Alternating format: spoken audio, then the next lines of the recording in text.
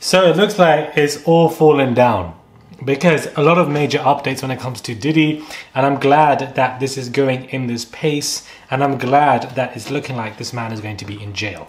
Hey guys, it's Morali. Hopefully you guys are all doing well today. Back again with another video. If you have not subscribed, guys, click that button. It is daily and consistent content. Comment down below, give this video a thumbs up, and let's get straight into this madness. So it looks like major updates. 50 former friends and associates of Diddy speak out against him in a new report. Allegedly whipped his girlfriend with a belt in college and told Biggie he would die before giving him 100% publishing rights.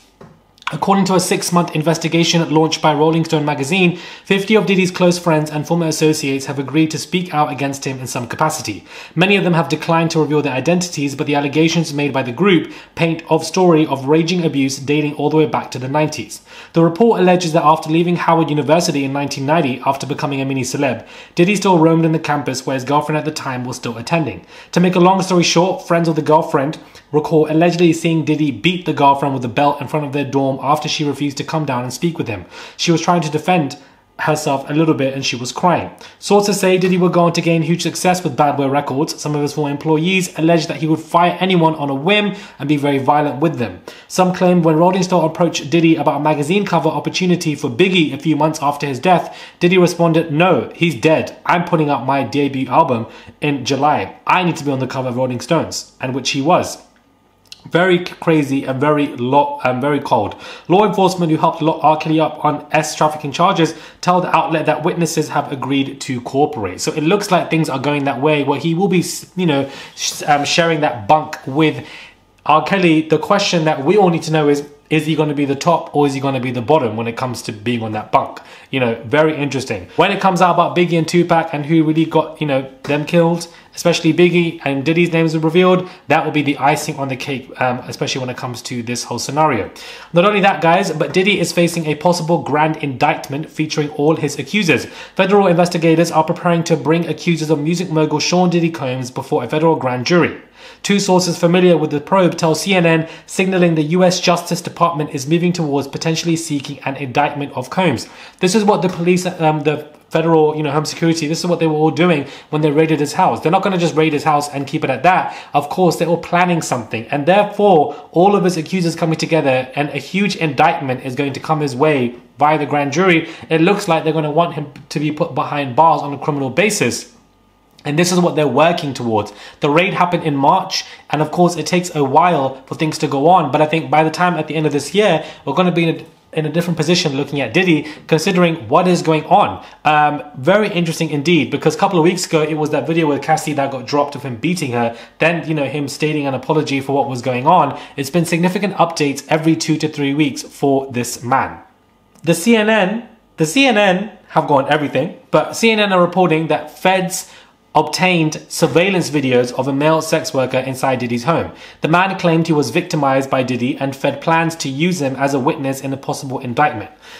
Whew, this is a major exclusive coming from CNN today as well. One of those people is a male sex worker. This isn't shocking considering the fact that some of his accusers claim that Diddy recorded all of their encounters without their permission. The outlet says bringing individuals who have filed civil lawsuits against Combs before a grand jury would mark a significant escalation in the government's ongoing investigation.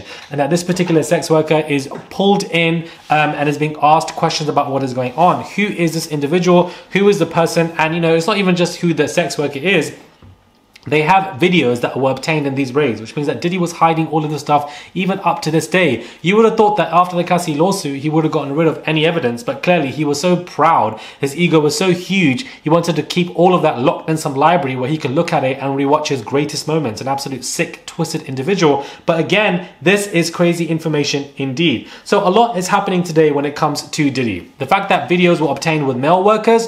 Who is that male worker? Was that male worker somebody in the public eye? Is there more than one male worker? I absolutely believe that. And when those videos get released, it's going to be intriguing. There were some allegations coming out that these videos with Cassie and the hotel dropped and got released because his son, of course, put out some stupid diss track talking about the fact that they've gotten a lot more stashed in the house next door and that Homeland Security were too stupid enough to go to the wrong house. And you don't play those games because you're baiting people who've got stuff on Diddy. If that video with Cassie was released and that took place a very long time ago, you can only imagine what people have on Diddy now with videos that possibly can be released, especially one being obtained with a male worker. There could be other names involved. There could be celebrities involved, people who are partying with Diddy. Diddy was a very well-connected, public-facing man who had every single A-lister at his parties.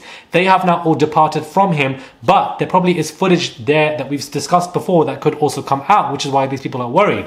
Allegations are surfacing that he might speak on Jay-Z, and for the fact that, Jay-Z helped to hide evidence, allegedly, and that, one thing about Diddy, he is going to sing like a canary bird if he's going down to jail. A grand jury, an indictment, all of his accusers coming together to pull him down in such a way that is going to be insane. Diddy is not going to go down alone. He knows he probably is going down. His career is finished. That video with Cassie locked it forever. Finally, his career is done out. But he won't be the only one going down. He'll be pulling people with him. And if he pulls Jay-Z to go down with him, it is interesting because those Grammy parties with Jay-Z were cancelled this year round that him and Diddy normally attend together, the Rock Nation brunch. That was cancelled. I do wonder why still that didn't take place. And I think it was absolutely to do with what was going on with Diddy because the party is so heavily affiliated with him and Jay-Z just didn't want that bad press and PR coming his way whilst Beyonce was releasing albums and set to release stuff. So I think that is why things were being pulled. But will Diddy rat on Jay-Z and bring him down? I do think that something like that will take place.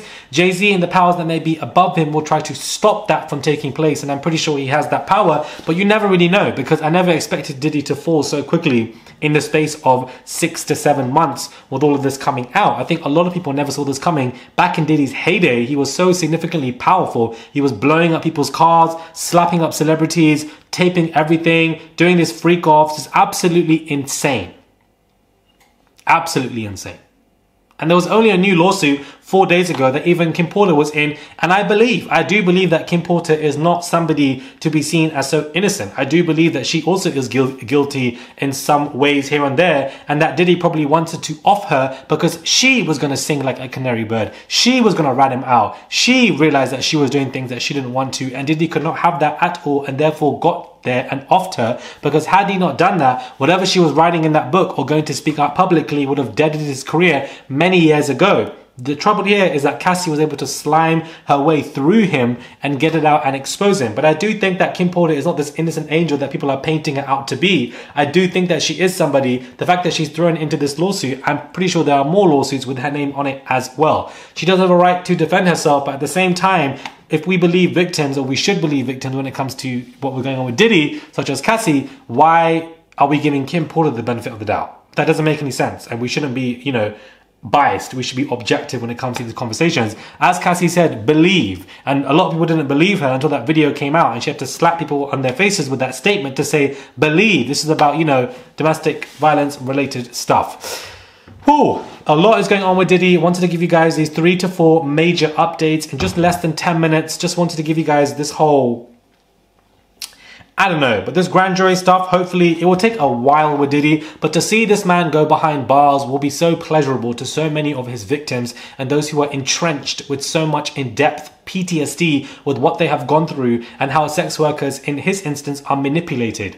For some reason, we never blame the grown men or women, and it frustrates the shit out of me that we only blame the sex workers. Believe me, I know, because I was doing that similar related stuff when I was 17, 18, 19 to escape my own significant abuse, and I was homeless and I was being trafficked by these men and I was told to say and do things to these much older men and etc. But for some reason, the people who are in power, the people who are in a position of coercion, manipulation and abuse are never the ones who are getting their names dragged left, right and center. Unfortunately, it's the workers. Unfortunately, it was me in that position, and it frustrates the shit out of me as to why we don't blame or get angry or question heavily the people in power who, manipulate, use and abuse the young boys and girls, just like he did to Cassie in that position, similar to age when I was Cassie. So, this poor sex worker whose videos are now obtained that he took without the permission and etc. Why don't people blame the grown men? Like so many, I don't know if it's real or not, to be honest with you, because I feel like it's happened here or there. But there are people who go to the Middle East to get shat on or something like that. Like, I don't know. But everybody gets angry at the girls. And granted, like, these girls are flying over for check and etc. You know, it's a very different position. They're not homeless or etc. But nobody gets angry at the grown-ass weird men. In this case, those weird Arab men who are into that shit and are exploiting and doing crazy shit to these girls. Literally, if you read reports of how much, you know, they manipulate and use, and nobody gets angry at the men. Nobody gets angry at the people in power. It's only the ones who are not in power. And I don't know why it's like that. I feel like it's an old tale that of what humans have been doing for a very long time. But they don't get angry at those in those politicians who are hiring the prostitutes. They get angry at the prostitutes and shame the prostitutes and shame but you don't shame the people in power who are using them, abusing them, manipulating. Like, it doesn't make sense to me as to why we don't look at the power exchange and get angry at those who are the ones in power. Like, it boggles my mind. I feel like I've said the same thing 5 times now in the past minute. So hopefully you guys understand what I'm getting at. But do subscribe to the channel, comment down below, and give this video a thumbs up. I would appreciate it. Just one click to subscribe. It's just one click for that notifications bell. Comment down below. Send a super thanks if you guys wish to. And do head over to my Instagram at Murad_Morali, where I'm posting video related reels.